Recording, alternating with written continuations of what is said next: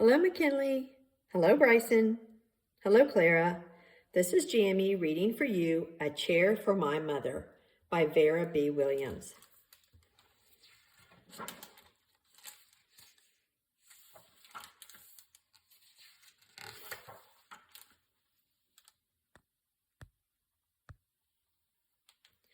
My mother works as a waitress in the Blue Tile Diner. After school sometimes, I go to meet her there.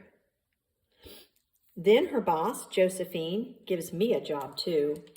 I wash the salts and peppers and fill the ketchups. One time I peeled all the onions for the onion soup. When I finish, Josephine says, "Good work, honey," and pays me. And every time I put half of my money into the jar. It takes a long time to fill a jar this big. Every day when my mother comes home from work, I take down the jar. My mama empties all her change from tips out of her purse for me to count. Then we push all of the coins into the jar. Sometimes my mama is laughing when she comes home from work. Sometimes she's so tired she falls asleep while I count the money out into piles. Some days she has lots of tips. Some days she has only a little. Then she looks worried. But each evening, every single shiny coin goes into the jar. We sit in the kitchen to count the tips. Usually Grandma sits with us too. While we count, she likes to hum. Often she has money in her old leather wallet for us. Whenever she gets a good bargain on tomatoes or bananas or something she buys, she puts by the savings and they go into the jar. When we can't get a single other coin into the jar, we are going to take out all the money and go and buy a chair. Yes, a chair. A wonderful, beautiful, fat, soft armchair. We will get one covered in velvet with roses all over it. We are going to get the best chair in the whole world. That is because our old chairs burnt up. There was a big fire in our other house. All of our chairs burned. So did our sofa, and so did everything else. That wasn't such a long time ago. My mother and I were coming home from buying new shoes.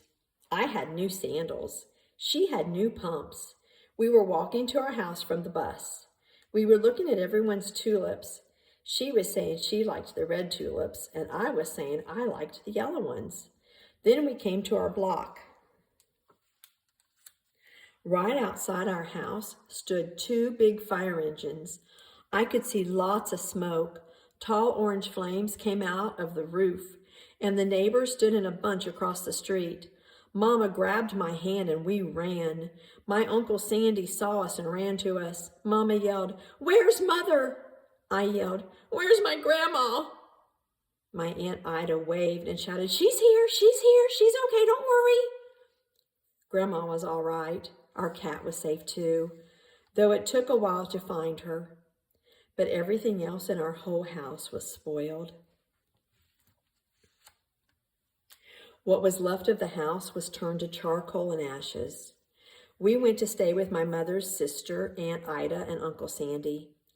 Then we were able to move into the apartment downstairs. We painted the walls yellow. The floors were all shiny, but the rooms were very empty. The first day we moved in, the neighbors brought pizza and cake and ice cream, and they brought a lot of other things too. The family across the street brought a table and 3 kitchen chairs. The very old man next door gave us a bed from when his children were little.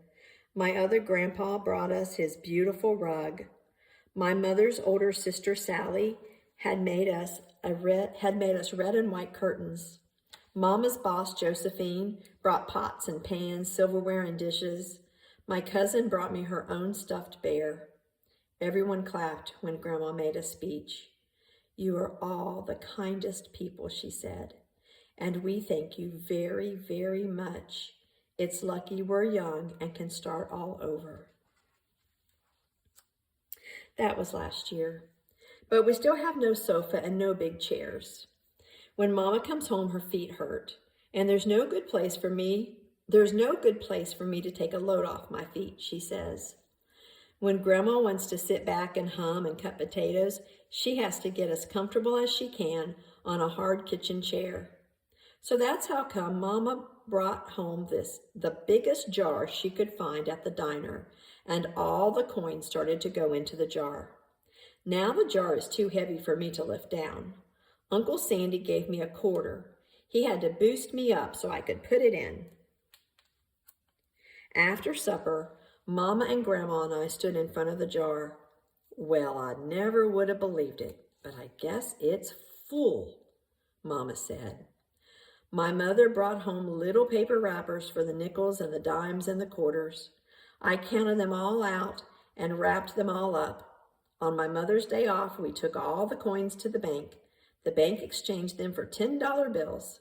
Then we took the bus downtown to shop for our chair.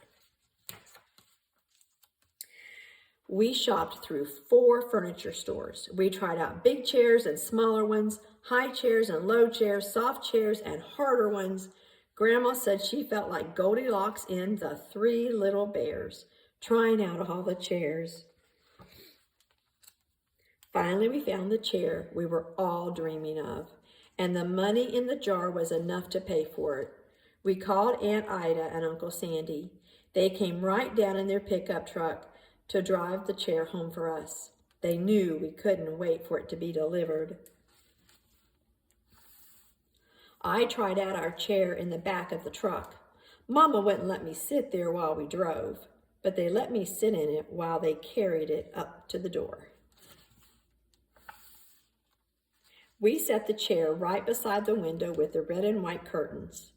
Grandma and Mama and I all sat in it while Aunt Ida took our picture. Now Grandma sits in it and talks with people going by in the daytime. Mama sits down and watches the news on TV when she comes home from her job. After supper, I sit with her, and she can reach right up and turn out the light when I fall asleep in her lap. The end. I love you.